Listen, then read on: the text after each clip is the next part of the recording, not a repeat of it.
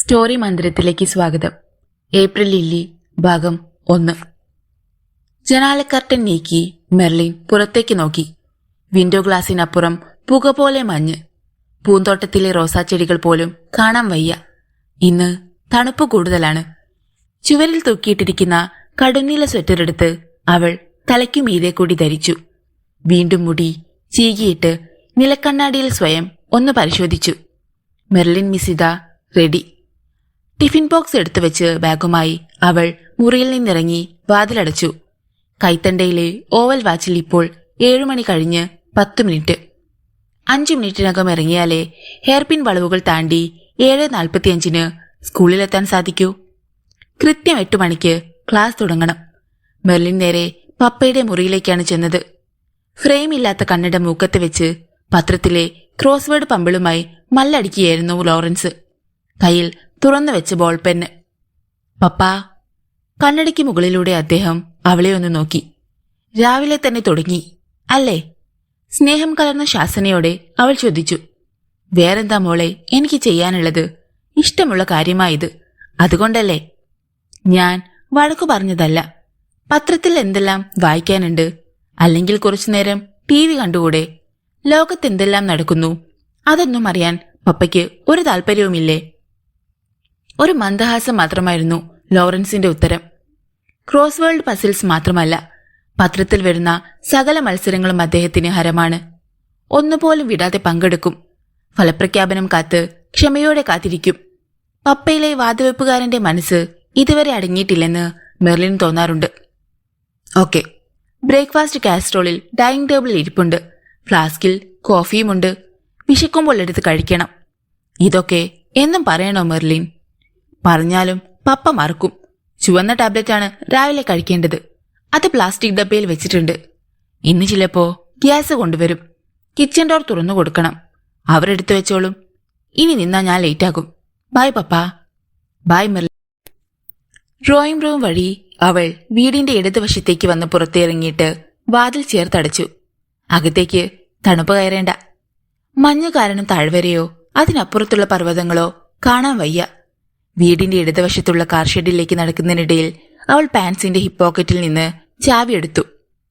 3 bedroom ഉണ്ടെങ്കിലും അത്ര വലുതല്ലാത്ത കിളിക്കൂടിന്റെ ആകൃതിയിലുള്ള വീടായിരുന്നു അവളുടെ പെരുവിങ്കൽ കോട്ടേജ്. ചരിച്ചു വാർത്ത മേൽക്കൂരയുള്ള ആ വീടിന് ചാര നിറമുള്ള ഭിത്തികളും പച്ചച്ചായം തേച്ച ഫ്രെയിമുള്ള ജനാലകളുമാണ് ഉണ്ടായിരുന്നത്. കടും മഞ്ഞ നിറത്തിലുള്ള അവളുടെ ചെറിയ കാർ കോച്ചുന്ന തണുപ്പത്ത് സുഖസുഷുപ്തിയിലായിരുന്നു. ഡോറ് തുറന്ന് സ്റ്റിയറിംഗ് വീലിന്റെ പിന്നിലിരുന്നിട്ട് അവൾ പാസഞ്ചർ സീറ്റിലേക്ക് ബാഗ് വെച്ചു. എഞ്ചിൻ സ്റ്റാർട്ടായി കിട്ടാൻ ഇത്തിരി പാടുപെടേണ്ടി വന്നു. ബാറ്ററി ചാർജ് ചെയ്യിക്കാതെ പറ്റില്ല. മലയഴികൾ കൊണ്ടുണ്ടാക്കിയ നീലച്ചായം തേച്ച ഗേറ്റായിരുന്നു പെരുവിങ്കൽ കോട്ടേജിന്റേത്.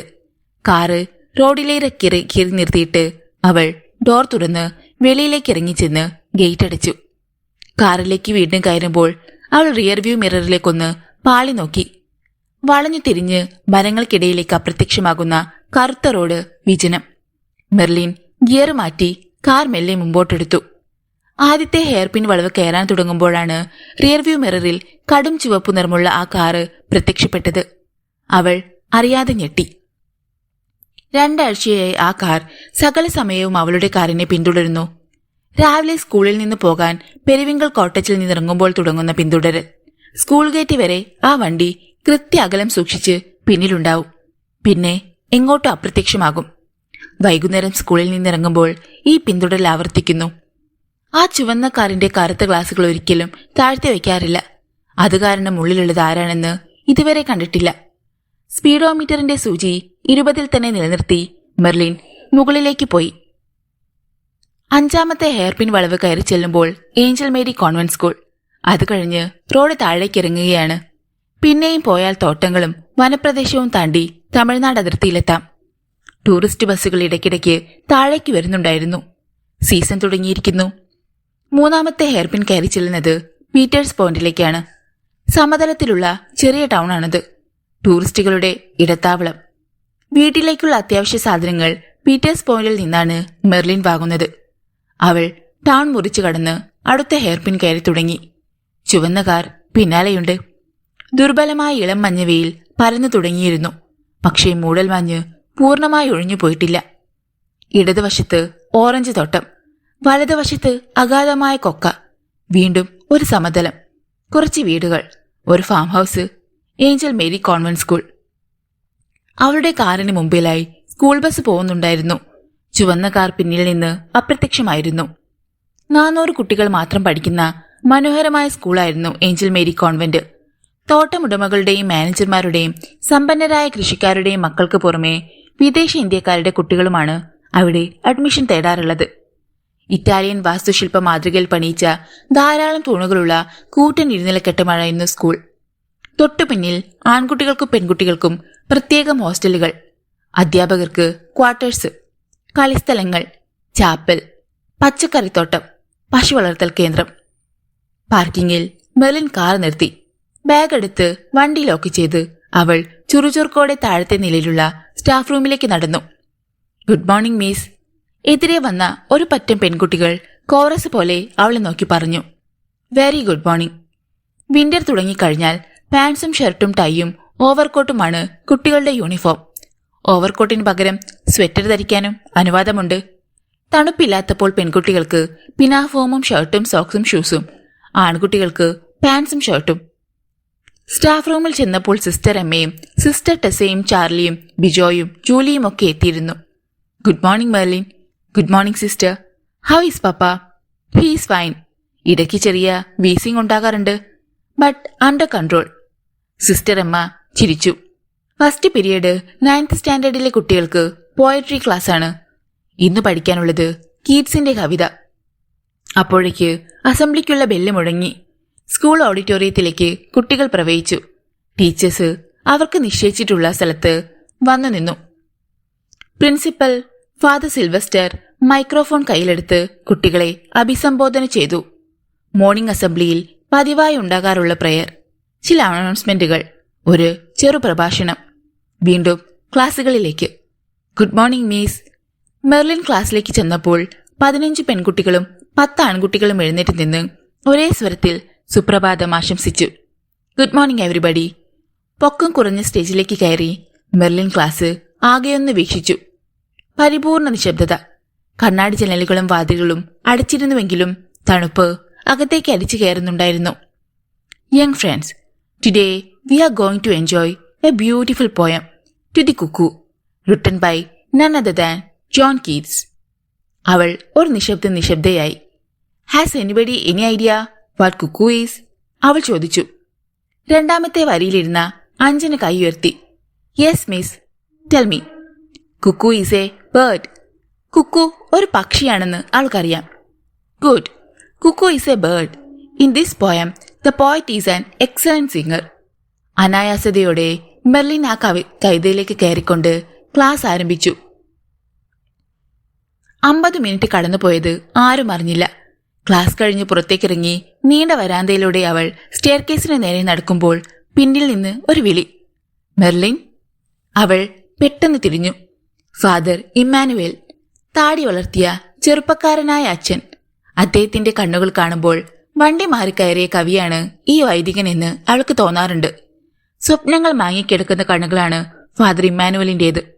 അദ്ദേഹം വിളിച്ചതെന്തിനാണെന്ന് അവൾക്ക് പെട്ടെന്ന് മനസ്സിലായി. വല്ലതും എഴുതിയോ? അടുത്ത് വന്നപ്പോൾ അദ്ദേഹം ചോദിച്ചു. സോറി ഫാദർ, സമയം കിട്ടിയില്ല ഇതുവരെ. അതൊരു നല്ല എക്സ്ക്യൂസ് അല്ല മെർലിൻ.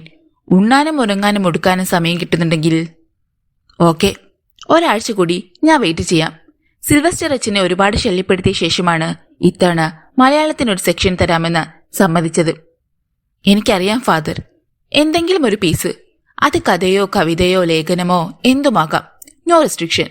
അവൾ തലകുലുക്കി. പുഞ്ചിരിച്ചിട്ട് ഫാദർ ഇമ്മാനുവൽ ഇടത്തേക്ക് തിരിഞ്ഞ് ബൾസാറിന്റെ മുറിയിലേക്ക് പോയി. സ്കൂൾ മാഗസിനിലേക്ക് ഒരു ആർട്ടിക്കിൾ വേണമെന്ന് ഫാദർ ഇമ്മാനുവൽ ആവശ്യപ്പെട്ടിട്ട് 1 മാസം കഴിയുന്നു. അദ്ദേഹമാണ് സ്റ്റാഫ് എഡിറ്റർ. ഇത്തവണ മലയാളത്തിന് 10 പേജ് പ്രിൻസിപ്പൽ അനുവദിച്ചിരിക്കുന്നു. ഇതുവരെ ഇംഗ്ലീഷിന് മാത്രമേ പ്രവേശനമുണ്ടായിരുന്നുള്ളൂ. ഇത്തവണ മലയാളവും തമിഴും ഇടം പിടിക്കുന്നു. ഇംഗ്ലീഷ് ടീച്ചറായ തന്നോട് മലയാളത്തിൽ എഴുതാൻ ഫാദർ ഇമ്മാനുവൽ നിർബന്ധിക്കുന്നതിന്റെ യുക്തി എത്ര ആലോചിച്ചിട്ടും മെർലിന് പിടികിട്ടിയില്ല. കോളേജിൽ പഠിക്കുന്ന കാലത്ത് മാഗസിനിൽ കവിതയും കഥയും ഒക്കെ എഴുതിയിട്ടുണ്ട്. അക്കാര്യം ഫാദർ ഇമ്മാനുവലോട് പറഞ്ഞിട്ടുമില്ല. എന്തെങ്കിലും എഴുതണം. രാവിലെയും വൈകുന്നേരവും തന്റെ കാറിനെ പിന്തുടരുന്ന ആ ചുവന്ന കാറിന്റെ പിന്നിൽ ഒരു ദുരൂഹതയുണ്ട്. അതിനെക്കുറിച്ച് എഴുതിയാലോ? ആരാണ് അയാൾ? അല്ലെങ്കിൽ അവൾ? എന്താണ് ഈ പിന്തുടരലിന്റെ ഉദ്ദേശം? ലഞ്ച് ബ്രേക്ക് സമയത്ത് അറ്റൻഡർ ശെൽവരാജിനെ കണ്ടപ്പോൾ അവൾക്കൊരാശയം തോന്നി. പയ്യനാണ് Selvaraj, Vijay fans association unit secretary. ഏയ് ശെൽവം, അവൾ അവനെ അടുത്തേക്ക് വിളിച്ചു. അവൻ ഓടി വന്നു. എനിക്ക് നിന്റെ ഒരു ഹെൽപ്പ് വേണം. എന്നെ ഹെൽപ്പാ മീസ്? ഒരു റെഡ് കാറ് കാലത്തും വൈകിട്ടും എന്നെ ഫോളോ ചെയ്യുന്നു. ചുവന്ന കാറിന്റെ നമ്പർ സഹിതം അറിയാവുന്ന കാര്യങ്ങളെല്ലാം അവൾ പറഞ്ഞുകൊടുത്തു. നല്ല ബന്ധങ്ങളുള്ള ആളാണ് ശെൽവരാജ്. അവൻ കണ്ടുപിടിച്ചാൽ ആ കാറിന്റെ ഉടമയെ കണ്ടുപിടിക്കാൻ ഒരു പ്രയാസവും വരില്ല. ഒരു സിനിമാ കഥ കേൾക്കുന്ന ആവശ്യത്തോടെയാണ് അവൻ നിന്നത്. 2 ദിവസത്തിനുള്ളിൽ വിവരം കൊണ്ടുവന്ന് തരാമെന്ന് പ്രതിജ്ഞ ചെയ്ത് ശെൽവരാജ് ഓടിപ്പോയി. 3 മണിവരെയാണ് സ്കൂൾ ടൈം. അന്നും സ്കൂളിന്റെ ഗേറ്റ് കടന്ന് മെർലിന്റെ കാർ ആദ്യത്തെ വളയുറങ്ങാൻ തുടങ്ങിയപ്പോൾ കൃത്യമായി ചുവന്ന കാർ അല്പം പിന്നിലായി പ്രത്യക്ഷപ്പെട്ടു. അവൾക്ക് നേരിയ ഭയം തോന്നി. ഒരു കാരണവുമില്ലാതെ ഒരാൾ ഇങ്ങനെ പതിവായി. പീറ്റേഴ്സ് പോയിന്റിലെത്തിയപ്പോൾ അവൾ അമൽജ്യോതി ലെൻഡിംഗ് ലൈബ്രറിയുടെ മുന്നിലേക്ക് ചെന്ന് കാർ നിർത്തി. ലൈബ്രറിയിൽ മെമ്പർഷിപ്പുണ്ട് അവൾക്ക്. 2 നോവലുകൾ വീതം എടുക്കും. ചിലപ്പോൾ ഒരാഴ്ച കൊണ്ട് വായിച്ചു കഴിയും, ഏറിയാൽ 2 ആഴ്ച. ലൈബ്രറി മാത്രമല്ല അമൽജ്യോതി, മ്യൂസിക് ഷോപ്പും ക്യൂരിയോസും ഗ്രീറ്റിംഗ് കാർഡുകളുമൊക്കെ അവിടെ ലഭിക്കും. വായിച്ചു കഴിഞ്ഞ നോവലുകൾ ബാഗിൽ നിന്നെടുത്ത് ഡോർ തുറന്നവൾ പുറത്തിറങ്ങി. ചുവന്ന കാലത്ത് സമീപത്തൊന്നുമില്ല. Hi Merlin miss. ലൈബ്രറിയിലെ ബിൻസി എന്ന പെൺകുട്ടി സൗഹൃദത്തോടെ അവളുടെ അടുത്തേക്ക് ചെന്നു. ഹായ് ബിൻസി, മിസ് പറഞ്ഞ ആ ബുക്ക് വന്നിട്ടുണ്ട്. മിസ്സിന് തരാൻ ഞാൻ അപ്പത്തന്നെ മാറ്റിവെച്ചു. അവൾ പറഞ്ഞു. ഏത് ബുക്കാണ് ബിൻസി? നിക്കോളാസ് സ്പാർക്സിന്റെ ഡിയർ ജോൺ? യെസ്. ബിൻസി പുഞ്ചിരിച്ചു. നിക്കോളാസ് സ്പാർക്സ് എന്ന അമേരിക്കൻ നോവലിസ്റ്റിന്റെ ആരാധികയാണ് മെർലിൻ. അദ്ദേഹത്തിന്റെ ഏത് നോവൽ കിട്ടിയാലും ഒറ്റയിരിപ്പിൽ വായിച്ചു തീർക്കും. ഡിയർ ജോൺ മാത്രമായിരുന്നു അവശേഷിച്ചത്. കൊണ്ടുവന്ന ബുക്കുകൾ ബിൻസി കമ്പ്യൂട്ടറിൽ വരവ് വെച്ചു. ഡിയർ ജോൺസും ഡാൻ ബ്രൗണിന്റെ ഏറ്റവും പുതിയ നോവലും എടുത്തു. Thank you Binsi. മെർലിൻ ചെന്ന് കാറിൽ കയറി. താഴേക്ക് കാറോടിക്കുമ്പോൾ അവളുടെ മനസ്സ് ഉല്ലാസഭരിതമായിരുന്നു. പിന്നിൽ ചുവന്ന കാർ കാണാനില്ല. മൂടൽമഞ്ഞ് ഒഴിഞ്ഞു പൊരിക്കുന്നു. താഴ്വരയിൽ വിരിഞ്ഞ വെളുത്ത പൂക്കൾ പൂമത്തെ വിരിച്ചതുപോലെ.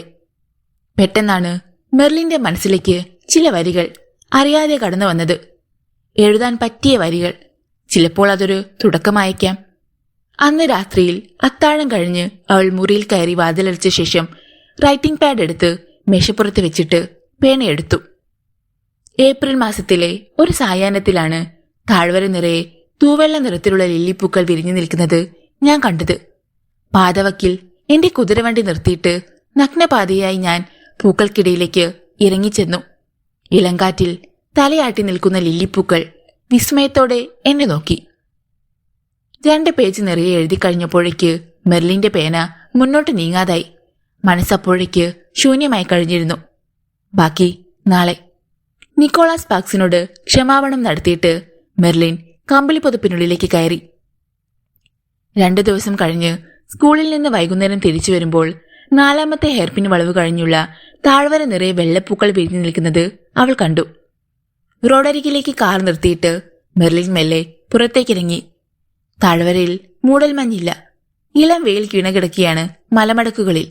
അന്തരീക്ഷത്തിൽ പൂക്കളുടെ സൗമ്യഗന്ധം. പെട്ടെന്ന് അവളുടെ കാറിന്റെ അല്പം പിന്നിലായി ചുവന്ന കാർ വന്നു നിന്നു. Good evening miss Merlin. പിന്നിൽ നിന്ന് ആരോ പറയുന്നത് കേട്ട് മെർലിൻ ഞെട്ടിത്തിരിഞ്ഞു. 40-നടുത്ത് പ്രായം വരുന്ന സുമുഖനായ ഒരു പുരുഷൻ അവളെ നോക്കി പുഞ്ചിരിച്ചു. അയാളുടെ പിന്നിൽ നിർത്തിയിട്ട ചുവന്ന കാർ കണ്ട് അവൾ വീണ്ടും ഞെട്ടി. ഡിസ്റ്റർബ് ചെയ്തുവെങ്കിൽ ക്ഷമിക്കുക. പക്ഷെ മെർലിനെ കണ്ടപ്പോൾ സംസാരിക്കാതെ പോകും പറ്റില്ലല്ലോ. മെർലിൻ അയാളെ ഒന്ന് സൂക്ഷിച്ചു നോക്കി. 6 അടിയെങ്കിലും പൊക്കം, വെളുത്ത് കായികാഭ്യാസിയുടേതുപോലെ ദൃഢമായ ശരീരം, കറുത്ത സ്യൂട്ട്, ചുവന്ന ടൈ, ക്ലീൻ ഷേവ്, മുടി ഇത്തിരി നീട്ടി വളർത്തിയിരിക്കുന്നു. മഷി എഴുതിയതുപോലെ മനോഹരമായ കണ്ണുകൾ. എന്നെ മനസ്സിലായില്ലല്ലേ? I'm Charles Leroy. Friends call me just Charlie. And I'm the proud owner of Mountain Garden Tea Estate. അയാൾ പുഞ്ചിരിച്ചു. ചാൾസ് ലീറോയ്, മൗണ്ടൻ ഗാർഡൻ തേയിലത്തോട്ടത്തിന്റെ ഉടമ. അത്രയും മനസ്സിലായി. പക്ഷേ മനസ്സിലാകാത്ത ഒന്നുണ്ടായിരുന്നു. എന്തിനാണ് അയാൾ കാർ നിർത്തി തന്നോട് സംസാരിക്കാൻ വന്നത്? ഇതുപോലെ ഒരു ദിവസം വന്ന് പരിചയപ്പെടാൻ വേണ്ടിയായിരുന്നോ ഇത്രയും നാൾ തന്റെ കാറിനെ രാവിലെയും വൈകിട്ടും പിന്തുടർന്നത്? സേവിയേഴ്സ് പോണ്ടിലുള്ള ബ്ലൂ ഹിൽ ബംഗ്ലാവിലാണ് ഞാൻ താമസിക്കുന്നത്. ബാച്ചിലറാണ്. I mean a chronic bachelor. അയാൾ വീണ്ടും പുഞ്ചിരിച്ചു. അപ്പോൾ അയാളുടെ ഇരു കവിളുകളിലും നുണക്കുഴികൾ വിരിഞ്ഞു. ഇനി ഒന്നും മിണ്ടാതിരിക്കുന്നത് മര്യാദയില്ലെന്ന് മെർലിന് തോന്നി. I'm sorry. എന്തിനാണ് താങ്കൾ ഇതൊക്കെ എന്നോട് പറഞ്ഞതെന്ന് എനിക്ക് മനസ്സിലായില്ല. എന്തിനാണ് മെർലിൻ നുണ പറയുന്നത്? എന്നെക്കുറിച്ച് അറിയാൻ ആഗ്രഹമില്ലാഞ്ഞിട്ടാണോ അന്വേഷിക്കാൻ ശെൽവരാജിനെ ഏർപ്പാട് ചെയ്തത്? മെർലിന്റെ മുഖം വിളറി. ശെൽവരാജ് ചതിച്ചിരിക്കുന്നു. ചുവന്ന കാറിന്റെ ഉടമയെ കണ്ടുപിടിക്കാൻ അവനെ നിയോഗിച്ചത് മണ്ടത്തരമായി പോയി. സാർ, അത് ഞാൻ ഡോൺ വറി. അവൻ വന്ന് തിരിക്കിയത് എന്റെ ബട്ട്ലർ ശിവസുന്ദരത്തിനോടാണ്. കേട്ടപ്പോൾ എനിക്ക് ചെറിയ ക്യൂരിയോസിറ്റി ഉണ്ടായി. ഒരു ഇൻവെസ്റ്റിഗേഷൻ നടത്തിയപ്പോഴാണ് ആ അന്വേഷണത്തിന്റെ പിന്നിൽ ഏഞ്ചൽ മേരി സ്കൂളിലെ ഇംഗ്ലീഷ് ടീച്ചർ മിസ് മെർലിൻ ആണെന്ന് മനസ്സിലായത്. Tell miss Merlin, what is in your mind? Charles ലിറോയുടെ വജ്രമുനകൾ പോലെയുള്ള കണ്ണുകളുടെ മുന്നിൽ മെർലിൻ ഒന്ന് ചൂളി. പക്ഷേ സത്യം തുറന്നു പറയുന്നതിൽ എന്താണ് തെറ്റ്? ഞാൻ രാവിലെ സ്കൂളിലേക്ക് പോകുമ്പോഴും ഈവനിങ്ങിൽ തിരിച്ചു വരുമ്പോഴും താങ്കളുടെ കാർ സ്ഥിരമായി എന്റെ കാറിനെ ഫോളോ ചെയ്യാറുണ്ട്. I just wanted to assure the car is not deliberately following me. അയാൾ പൊട്ടിച്ചിരിച്ചു. ഇത്തവണ അയാളുടെ നുണക്കുഴികൾ കൂടുതൽ വിടർന്നു. നല്ല നിരയത്ത വൃത്തിയുള്ള വെളുത്ത പല്ലുകൾ. അയാൾക്ക് പുകവലിക്കുന്ന ശീലമില്ലെന്ന് അവൾക്ക് തോന്നി. I'm sorry Merlin. I'm really sorry. But I'm not deliberately following you. യാദൃച്ഛികമായി സംഭവിച്ചു പോകുകയാണ്. അയാൾ കളിയാക്കുകയാണെന്ന് അവൾക്ക് തോന്നി. I'm not fool. അവൾക്ക് ദേഷ്യം വന്നു. Cool down. നാളെ മുതൽ ഞാൻ 5 മിനിറ്റ് വൈകി പുറപ്പെട്ടോളാം. അല്ലെങ്കിൽ കുറച്ച് നേരത്തെ. Then you can avoid seeing my car and me. Bye. അയാൾ പോകാനായി തിരിഞ്ഞു. പെട്ടെന്ന് എന്തോ ഓർത്തതുപോലെ അവളെ വീണ്ടും അഭിമുഖീകരിച്ചു. ബട്ട് മെർലിൻ, ഒരു കാര്യം എനിക്ക് പറയാതിരിക്കാൻ വയ്യ. You are A pretty young lady. I like you. അവൾക്ക് തിരിച്ചൊന്നും പറയാൻ ഇടം കൊടുക്കാതെ ചാൾസ് ലീറോയ് വേഗം നടന്ന് കാറിൽ കയറി മുമ്പ് തിരിഞ്ഞ് അവളെ ഒന്ന് നോക്കി പുഞ്ചിരിച്ചു. മെർലിൻ തരിച്ചു നിന്നു. ചുവന്ന കാർ അവളുടെ കാറിന്റെ വലതുവശത്തു കൂടി താഴേക്ക് ഒഴുകി ഹെയർപിൻ വളവ് അപ്രത്യക്ഷമായി. ചാൾസ് ലീറോയ്. മുമ്പൊരിക്കലും തമ്മിൽ കണ്ടിട്ടില്ലാത്ത അയാൾക്ക് എങ്ങനെ ധൈര്യം വന്നു തന്റെ മുഖത്തു നോക്കി ഇങ്ങനെ പറയാൻ? മലമടക്കുകളിലെ വെളിച്ചം മങ്ങുകയായിരുന്നു. അന്തരീക്ഷത്തിൽ തണുപ്പേറുകയായിരുന്നു. ലില്ലിപ്പൂക്കളുടെ നോക്കത്താ ദൂരത്തോളം പരന്നു കിടക്കുന്ന വെളുത്ത കടൽ നോക്കി മെർലിൻ ഒരു നിമിഷം നിന്നു. പിന്നെ മെല്ലെ നടന്നു ചെന്ന് കാലിൽ കയറി. ഛേ, ആ ശെൽവരാജ്. അവൾ പെരിവിങ്കിളിൽ ചെന്നപ്പോൾ ടിവിയുടെ മുന്നിലിരുന്ന് സ്പോർട്സ് ചാനൽ കാണുകയായിരുന്നു ലോറൻസ്. സ്ക്രീനിൽ കാറേസാണ്. പപ്പ. അദ്ദേഹം തിരിഞ്ഞ് അവളെ നോക്കി പുഞ്ചിരിച്ചു. How was the day? അവൾ ചോദിച്ചു. ഫൈൻ മോളെ. അദ്ദേഹം പുഞ്ചിരിച്ചു. ടാബ്ലറ്റ്സ് കഴിച്ചോ? ഉവ്. ഫുഡോ? നീ പാത്രം നോക്ക്, എല്ലാം കാലിയാ. Waste bin നോക്കുമ്പോഴറിയാം. അദ്ദേഹം പൊട്ടിച്ചിരിച്ചു. കോഫി ഇപ്പം തരാം. മെർലിൻ കിച്ചണിലേക്ക് പോയി. ആദ്യം 4 കഷ്ണം ബ്രെഡ് എടുത്ത് ടോസ്റ്റ് ഉണ്ടാക്കി. ഒപ്പം കടുപ്പത്തിൽ 2 കപ്പ് കാപ്പിയും തയ്യാറാക്കി. ഒരു ട്രേയിൽ എല്ലാം എടുത്തു വെച്ച് അവൾ ലോറൻസിന്റെ അടുത്തേക്ക് ചെന്നു. അവർ അടുത്തടുത്തിരുന്ന് കാപ്പി കഴിച്ചു. ഉച്ചയ്ക്ക് ഫാദർ ഇമ്മാനുവൽ വിളിച്ചു. മോളെ. ഓ, എന്തിന്? അവൾ അത്ഭുതപ്പെട്ടു. സ്കൂൾ മാഗസിന് വേണ്ടി എന്തോ എഴുതുന്ന കാര്യം നിന്നോട് പറഞ്ഞോ ഫാദർ? യാ, ഞാനത് പാതിയോളം എഴുതിക്കഴിഞ്ഞല്ലോ. അത് കംപ്ലീറ്റ് ആക്കണമെന്ന് നീ വരുമ്പോ ഓർമ്മിപ്പിക്കണമെന്ന് പറഞ്ഞു. അവൾ ചിരിച്ചു. ഈ ഫാദറിന്റെ ഒരു കാര്യം. അവർ അല്പനേരം കൂടി ഇരുന്ന് സംസാരിച്ചു. സ്കൂളിലെ വിശേഷങ്ങളാണ് കൂടുതലും പറഞ്ഞത്. ചാൾസ് ലിറോയെ കണ്ട കാര്യം എന്തുകൊണ്ടോ പപ്പയോട് പറയാൻ അവൾ ഇഷ്ടപ്പെട്ടില്ല. അത്ര സുഖകരമായ ഓർമ്മയായിരുന്നില്ല അത്. പ്ലേറ്റും കപ്പും കഴുകി അടച്ചു വെച്ചിട്ട് അവൾ വാതിൽ തുറന്ന് സിറ്റൌട്ടിലേക്ക് ചെന്നു. പുറത്ത് മഞ്ഞ് വീണ് തുടങ്ങിയിരിക്കുന്നു. രാസത്തിമല മഞ്ഞിൽ അപ്രത്യക്ഷമായിരിക്കുന്നു. സ്കൂൾ മാഗസിനുള്ള ആ ലേഖനം രാത്രി പൂർത്തിയാക്കണം. നാളെ ചെല്ലുമ്പോൾ ഫാദർ ഇമ്മാനുവേലിന് അത് കൊടുക്കണം. അത്താഴത്തിന് ചപ്പാത്തിയും ചിക്കൻ കറിയുമാണ് ഉണ്ടാക്കിയത്. 2 കാസറോളുകളിൽ അടിച്ചു വെച്ചു. ഗീസർ ഓൺ ചെയ്ത് ചെറു ചൂടുള്ള വെള്ളത്തിൽ അവൾ കുളിച്ചു. പിന്നെ തൂവെള്ള പൗജാമയും കുർത്തയും ധരിച്ചു. കഴിച്ചിട്ടു മതി എഴുതുന്നത്. വിശപ്പായോ പപ്പ? 8 മണിയായപ്പോൾ അവൾ ലോറൻസിനോട് ചോദിച്ചു. കഴിക്കാൻ മോളെ, ഉറക്കം വരുന്നുണ്ട്. ടിവിയിലെ മ്യൂസിക് പ്രോഗ്രാം കണ്ടുകൊണ്ടാണ് അത്താഴം കഴിച്ചത്. പല്ല് ബ്രഷ് ചെയ്ത് ലോറൻസ് ഉറങ്ങാൻ കിടന്നു. പപ്പയെ ബ്ലാങ്കറ്റ് കൊണ്ട് ഭംഗിയായി പുതപ്പിച്ച് ലൈറ്റ് മണച്ചിട്ടാണ് മെർലിൻ മുറിയിലേക്ക് പോയത്. റീഡിംഗ് ലാമ്പ് ഓൺ ചെയ്തിട്ട് അവൾ മേശയുടെ അടുത്തെ കസേര നീക്കിയിട്ട് സുഖത്തോടെ ഇരുന്നു.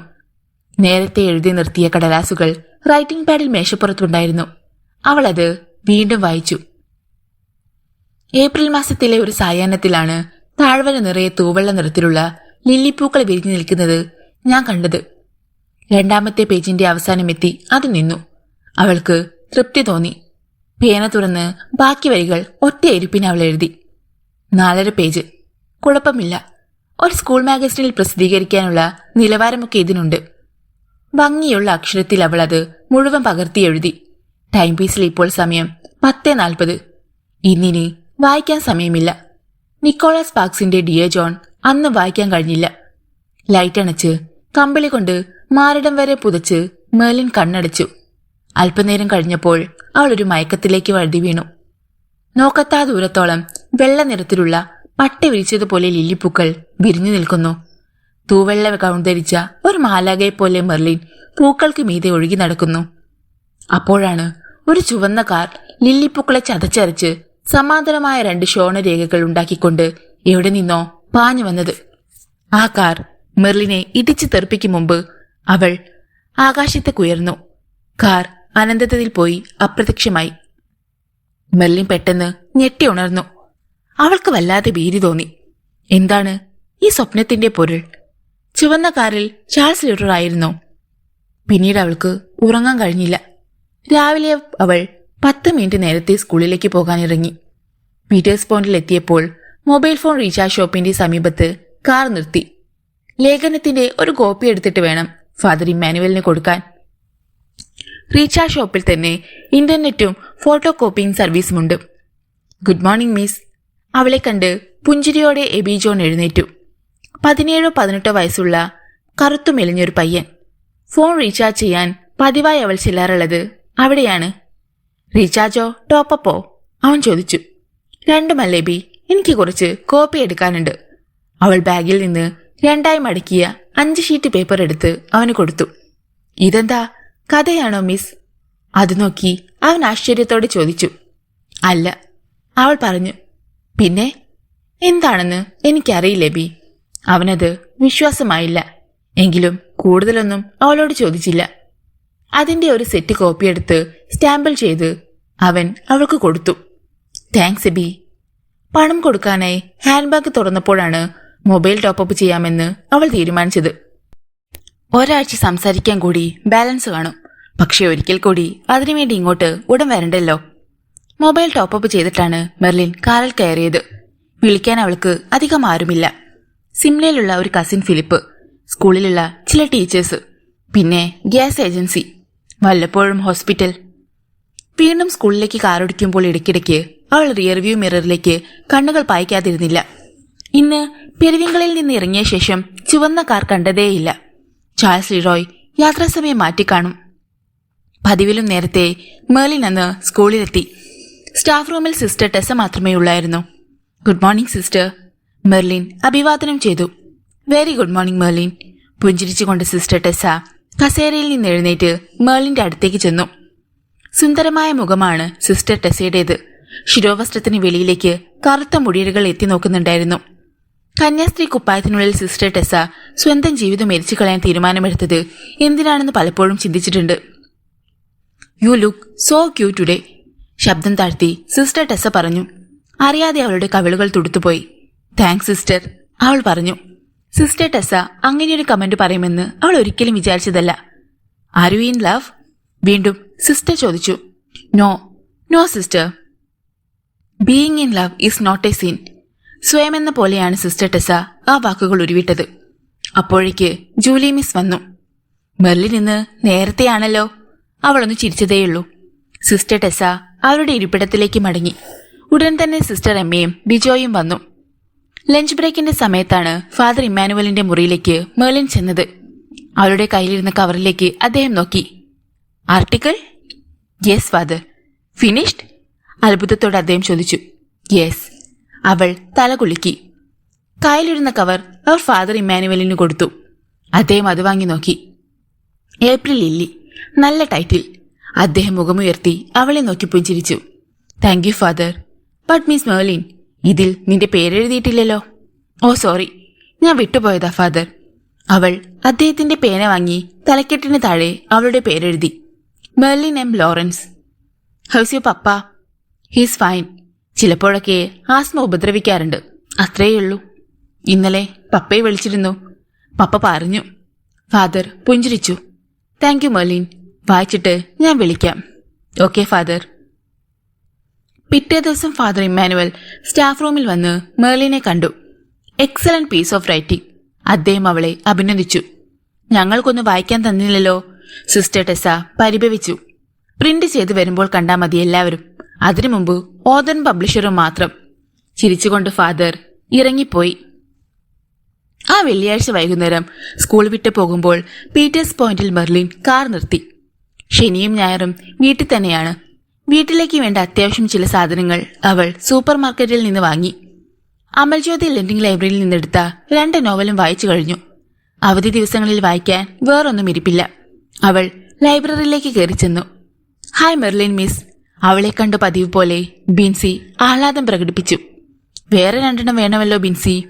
മിസ് സെലക്ട് ചെയ്തോളൂ. നിക്കോളസ് പാക്സിന്റെ വേറെന്തെങ്കിലും വന്നോ? മെർലിൻ ചോദിച്ചു.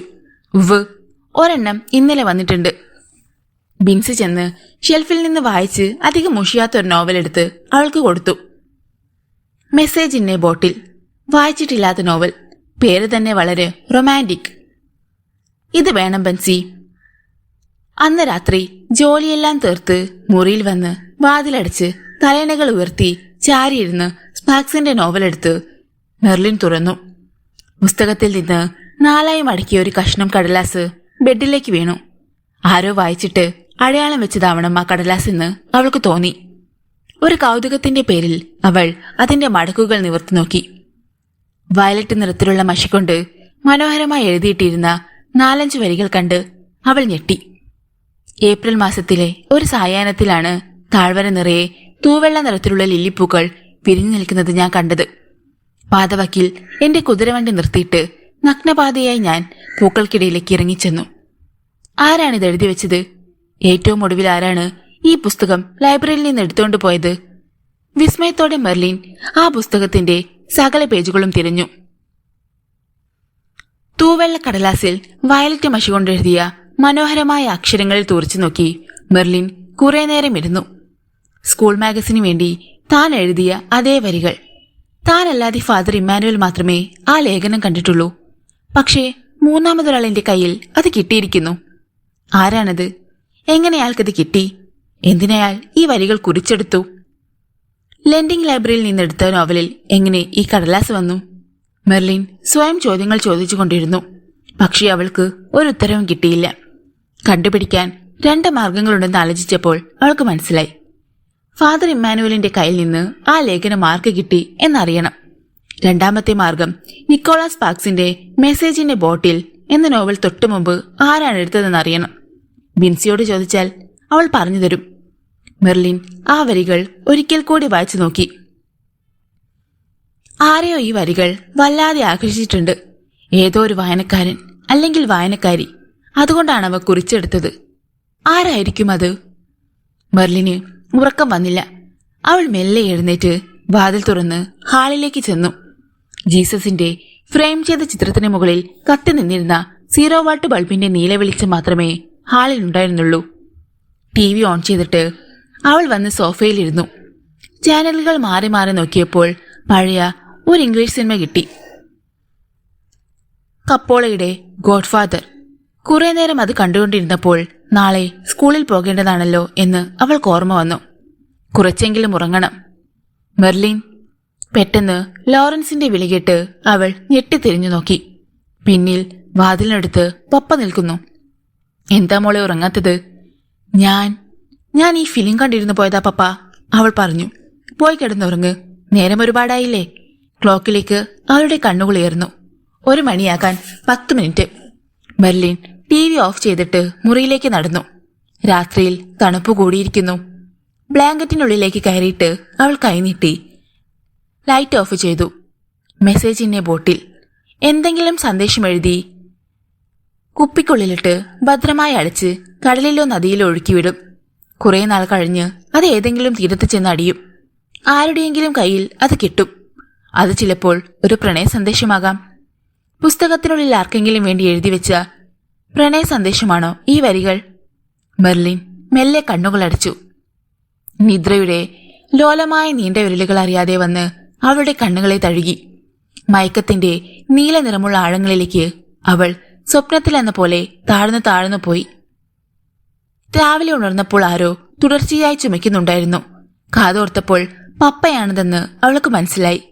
മെർലിൻ വേഗം എഴുന്നേറ്റ് വാതിൽ തുറന്ന് ലോറൻസിന്റെ മുറിയിലേക്ക് ചെന്നു. എഴുന്നേറ്റ് കിടക്കയിലിരുന്ന് അപ്പോഴും ചുമയ്ക്കുന്നുണ്ടായിരുന്നു അദ്ദേഹം. പപ്പ, അവൾ അദ്ദേഹത്തിന്റെ പുറം തടവിക്കൊടുത്തു. രാവിലെയാ മോളെ തുടങ്ങിയേ? സാരമില്ല, വേലുറയ്ക്കുമ്പോഴേക്ക് മാറും. കാലാവസ്ഥയുടെയാ, ലോറൻസ് അവളെ ആശ്വസിപ്പിച്ചു. ഇടയ്ക്കിടയ്ക്ക് പപ്പയ്ക്ക് ഇതുപോലെ ഒരു ചുമ വരാറുണ്ട്. പക്ഷേ നീണ്ടു നിൽക്കേയില്ല. അലർജിയാവുമെന്നാണ് മരിയൻ ഹോസ്പിറ്റലിലെ ഡോക്ടർ സെബാസ്റ്റ്യൻ പറഞ്ഞത്. കുടിക്കാൻ എന്തെങ്കിലും കൊണ്ടുവരാം ഞാൻ. ബ്ലാക്ക് കോഫി മതി, നല്ല കടുപ്പത്തിൽ, ലോറൻസ് പറഞ്ഞു. മെർലിൻ കിച്ചണിൽ ചെന്ന് സ്റ്റൗ കത്തിച്ച് വേഗം കോഫി ഉണ്ടാക്കി ഒരു മഗ്ഗിൽ പറന്ന് ലോറൻസിന്റെ മുറിയിലേക്ക് ചെന്നു. അദ്ദേഹം അത് ഊതി ഊതി കുടിച്ചു. നമുക്കെന്തായാലും ഇന്ന് ഡോക്ടറെ ഒന്ന് കാണണം, അവൾ പറഞ്ഞു. അതിന്റെ ആവശ്യമില്ല, അദ്ദേഹം അത് തള്ളി. ആവശ്യമുണ്ട്, അവൾ തറപ്പിച്ചു പറഞ്ഞു. അദ്ദേഹം പുഞ്ചിരിച്ചു. ഇന്ന് പുറത്തേക്കിറങ്ങരുത്, തണുപ്പ് കൂടുതലാണ്. ഞാൻ വീട്ടിന് വെളിയിൽ ഇറങ്ങുന്നില്ലല്ലോ. വേല കാണുമ്പോ പപ്പ ഇറങ്ങി നടക്കും. കൂട്ടിലടച്ച് കിളിയാണ് ഞാൻ. അത് കേട്ടപ്പോൾ അവളുടെ മനസ്സ് നൊന്തു. ശരിയാണ് പപ്പ പറഞ്ഞത്. സകല സമയത്തും വീട്ടിൽ തന്നെയാണ്. ആഴ്ചയിലൊരിക്കൽ പള്ളിയിൽ പോകുമ്പോൾ മാത്രമാണ് പുറം ലോകം കാണുന്നത്. ഇടയ്ക്കൊക്കെ ഷോപ്പിങ്ങിന് പോകാൻ അവൾ വിളിക്കും. പക്ഷെ ലോറൻസിന് മടിയാണ്. ഞാൻ വെറുതെ പറഞ്ഞതല്ലേ മോളെ, നീ വിഷമിക്കേണ്ട. ആയ കാലത്ത് ഞാൻ ഒരുപാട് പറന്നു നടന്നതല്ലേ മാനമുട്ടെ. ലോറൻസ് ചിരിച്ചു. പഴയ ആൽബത്തിൽ അവൾ പപ്പയുടെ ചെറുപ്പകാലത്തെ ഫോട്ടോകൾ കണ്ടിട്ടുണ്ട്. സ്യൂട്ടും ടൈയും ധരിച്ച അതിസുന്ദരൻ, സമ്പന്നൻ. ബാംഗ്ലൂർ നഗരത്തിലെ അന്നത്തെ മോസ്റ്റ് എലിജിബിൾ ബാച്ചിലർ ആയിരുന്നു എന്ന് കേട്ടിട്ടുണ്ട്. ഏറ്റവും പുതിയ കാറുകളും മുന്തിയ കുതിരകളും ഹരമായിരുന്നു. അല്ല, ബലഹീനതകൾ. കോടികളാണ് വാതുവെപ്പിലൂടെയും പന്തയത്തിലൂടെയും ഒഴുകിപ്പോയത്. നീ എന്താ മോളെ ഓർക്കുന്നത്? ഒന്നുമില്ല പപ്പ, എനിക്ക് ഒട്ടും വിശപ്പ് തോന്നില്ല. അതുകൊണ്ട് ബ്രേക്ക്ഫാസ്റ്റ് വേണ്ട. അങ്ങനെ പറഞ്ഞാൽ പറ്റില്ല, എന്തെങ്കിലും കഴിച്ചിട്ടേ ഞാൻ പോകും. അവൾ വാശി പിടിച്ചു. എങ്കിൽ കുറച്ച് ഓട്സ് മതി. ഒരു ബുൾസയും അവൾ കൂട്ടിച്ചേർത്തു. അദ്ദേഹം വീണ്ടും പുഞ്ചിരിച്ചു. പതിവ് സമയത്ത് തന്നെ അന്ന് മെർലിൻ സ്കൂളിലേക്ക് പോകാൻ ഇറങ്ങി. റോഡിലേക്ക് കാർ ഇറക്കി നിർത്തിയിട്ട് അവൾ ചെന്ന് ഗേറ്റിന്റെ പാളികൾ അടച്ചു കുറ്റിയിട്ടു. വീണ്ടും കാറിലേക്ക് കയറുമ്പോൾ അവൾ തലതിരിച്ച് പിന്നിലേക്കൊന്നു നോക്കി. ചുവന്ന കാറിന്റെ പൊടി പോലുമില്ല. ചാൾസ് ലിറോയ് വാക്കുപാലിക്കുന്നവനാണ്. സ്കൂളിൽ ചെന്നാലുടൻ ഫാദർ ഇമ്മാനുവലിനെ ചെന്ന് കാണണമെന്നായിരുന്നു അവരുടെ വിചാരം. പക്ഷേ ചെന്നപ്പോഴേക്ക് അസംബ്ലിക്കുള്ള ബെല്ല് മുഴങ്ങി. ഇനി സമയമില്ല. അന്ന് പ്രിൻസിപ്പൽ ഒരു വിഷയത്തെക്കുറിച്ച് ചെറിയ പ്രഭാഷണം നടത്തി. Duties of son and daughters. അപ്പനമ്മമാരെ എങ്ങനെ സ്നേഹിക്കണമെന്നും ബഹുമാനിക്കണമെന്നും അനുസരിക്കണമെന്നും അവരുടെ വാർദ്ധക്യകാലത്ത് എങ്ങനെ പരിചരിക്കണമെന്നും ഫാദർ സിൽവസ്റ്റർ ചുരുക്കിയ വാക്കുകൾ കൊണ്ട് പറഞ്ഞു. മെർലിന് അപ്പോൾ പപ്പയെക്കുറിച്ചാണ് ഓർമ്മ വന്നത്. താൻ ഒരു ഐഡിയൽ ഡോക്ടറാണെന്ന് അവൾക്ക് തോന്നി. ഉച്ചയ്ക്ക് ലഞ്ച് ബ്രേക്കിന്റെ സമയത്ത് അവൾ ഫാദർ ഇമ്മാനുവലിന്റെ മുറിയിലേക്ക് ചെന്നു. അദ്ദേഹത്തിന്റെ മേശപ്പുറത്ത് അപ്പോൾ റോസ് നിറത്തിലുള്ള ഒരു ആപ്പിൾ ഉണ്ടായിരുന്നു. Good afternoon father. Good afternoon Merlin. നീ നല്ല സമയത്താണ് വന്നത്. ആ ആപ്പിളിന്റെ പകുതി മാത്രമേ എനിക്ക് വേണ്ടൂ. ബാക്കി ആർക്ക് ഷെയർ ചെയ്യുമെന്ന് ചിന്തിച്ചിരിക്കുകയായിരുന്നു ഞാൻ. അവൾ ചിരിച്ചു. ഇരിക്കൂ മെർലിൻ. അവൾ മേശയുടെ എതിർവശത്തുള്ള കസേരയിലിരുന്നു. ഫാദർ ഇമ്മാനുവൽ മൂർച്ചയുള്ള ഒരു കത്തിയെടുത്ത് ആപ്പിൾ നേർപകുതിയായി മുറിച്ചു. ഒരു പകുതി വീണ്ടും മൂന്നായി നീളത്തിൽ മുറിച്ച് അവൾക്ക് നീട്ടി. അവൾ അത് വാങ്ങിച്ചു. നീ വെറുതെ എന്നെ കാണാൻ വന്നതാണെന്ന് ഞാൻ വിചാരിക്കുന്നില്ല. പറയൂ മെർലിൻ, എന്താണ് കാരണം? ഫാദർ ഇമ്മാനുവൽ ചോദിച്ചു. കാരണമുണ്ട് ഫാദർ. അദ്ദേഹം മെല്ലെ തലകുലുക്കി. ഞാൻ സ്കൂൾ മാഗസിന് വേണ്ടി തന്ന ആ ആർട്ടിക്കിൾ ഫാദർ ആർക്കെങ്കിലും വായിക്കാൻ കൊടുത്തോ? ഇല്ല. പ്രസ്സിലേക്ക് കൊടുത്തയച്ചോ? ഇല്ല. എന്തെങ്കിലും കറക്ഷൻ നടത്തണമെന്നുണ്ടോ നിനക്ക്? അദ്ദേഹം കൈനീട്ടി സൈഡ് ടേബിളിൽ നിന്ന് നീല പുറംചട്ടയുള്ള ഒരു ഫയൽ എടുത്തു തന്നു. അതിൽ ആദ്യം തന്നെ അവളുടെ ലേഖനം ഇരിപ്പുണ്ടായിരുന്നു. മെർലിന് ആശ്ചര്യം തോന്നി. ഫാദർ ഇമ്മാനുവലിന്റെ കയ്യിൽ നിന്ന് അത് പോയിട്ടില്ല. പിന്നെങ്ങനെ?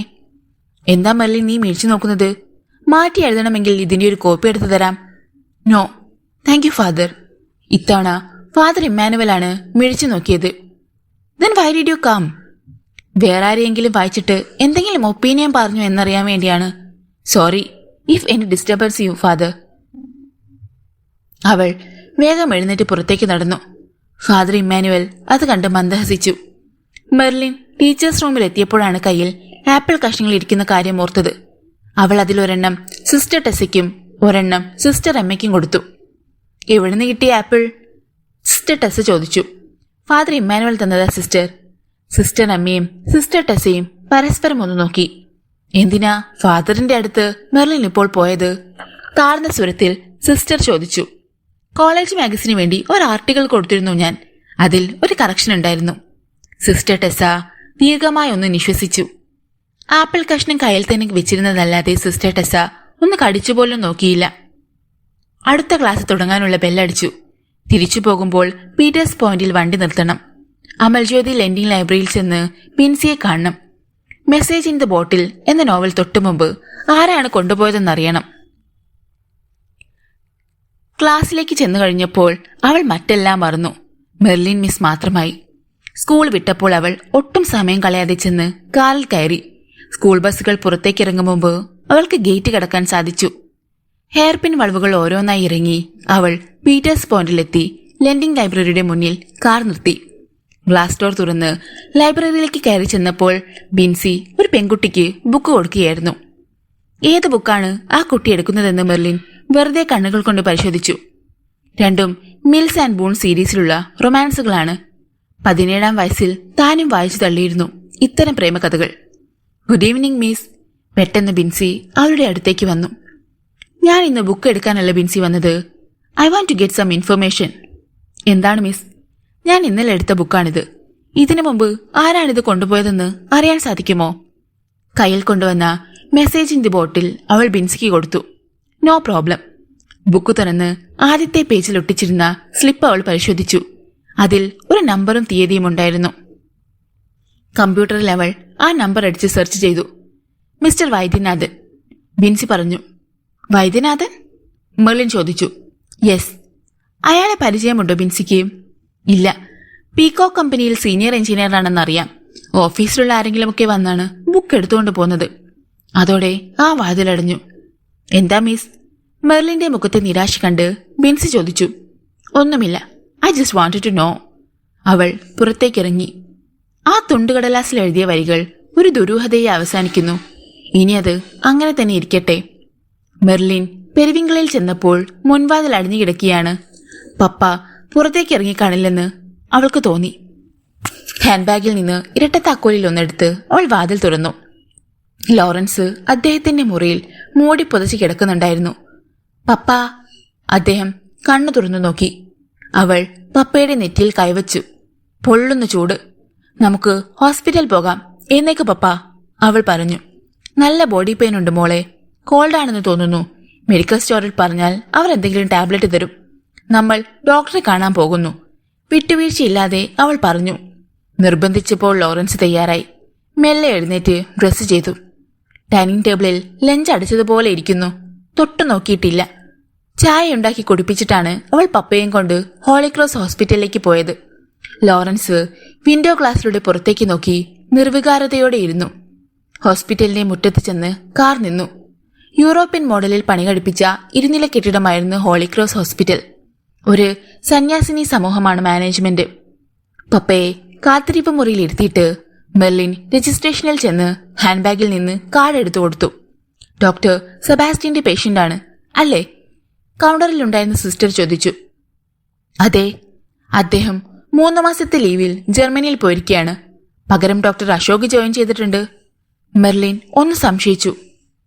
വേറെ ഏതെങ്കിലും സീനിയേഴ്സ് ഡോക്ടേഴ്സ്? ചെറുപ്പമാണെങ്കിലും ഡോക്ടർ അശോക് മിടുക്കനാണ്. ശരി സിസ്റ്റർ. അവൾക്ക് ടോക്കൺ കിട്ടി. നമ്പർ 7. 10 മിനിറ്റ് കഴിഞ്ഞപ്പോൾ ലോറൻസിന്റെ പേര് വിളിക്കപ്പെട്ടു. മെർലിൻ പപ്പയെയും കൊണ്ട് ഡോക്ടർ അശോകിന്റെ മുറിയിലേക്ക് ചെന്നു. Doctor Ashok Sangeeth Mathew, MBBS MD. ആൾ നിസാരക്കാരനല്ലെന്ന് അവൾക്ക് തോന്നി. ചെരുപ്പ് പുറത്ത് ഊരി വെച്ചിട്ട് പപ്പയെയും കൊണ്ട് അവൾ മുറിയിലേക്ക് കയറി ചെന്നു. 30-നടുത്ത് പ്രായം വരുന്ന സുമുഖനായിരുന്നു ഡോക്ടർ അശോക്. പേഷ്യന്റിനുള്ള കസേരയിലേക്ക് ലോറൻസ് ഇരുന്നു.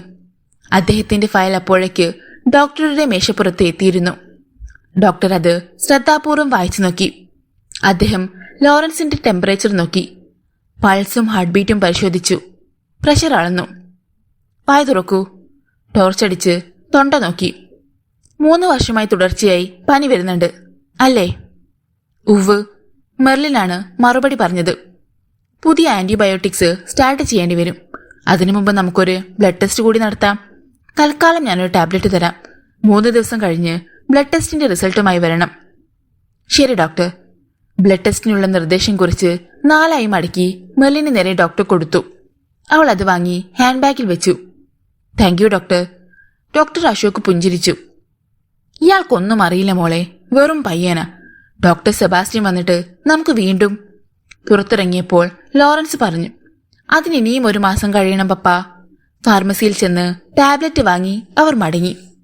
പീറ്റേഴ്സ് പോയിന്റിൽ ഒരു മെഡിക്കൽ ലബോറട്ടറി ഉണ്ട്. മെർലിൻ അതിന്റെ മുമ്പിൽ കാർ നിർത്തി. ബ്ലഡ് ടെസ്റ്റിന് വേണ്ടി ഒരിക്കൽ കൂടി പപ്പയെ കൊണ്ടുവരണ്ട. അവൾ ബാഗിൽ നിന്ന് ഡോക്ടർ തന്ന കടലാസ് എടുത്തു തുറന്നു. അവൾ അമ്പരന്നു പോയി. വയലറ്റ് നിറത്തിൽ അതേ പേന കൊണ്ട് എഴുതിയ മനോഹരമായ അക്ഷരങ്ങൾ.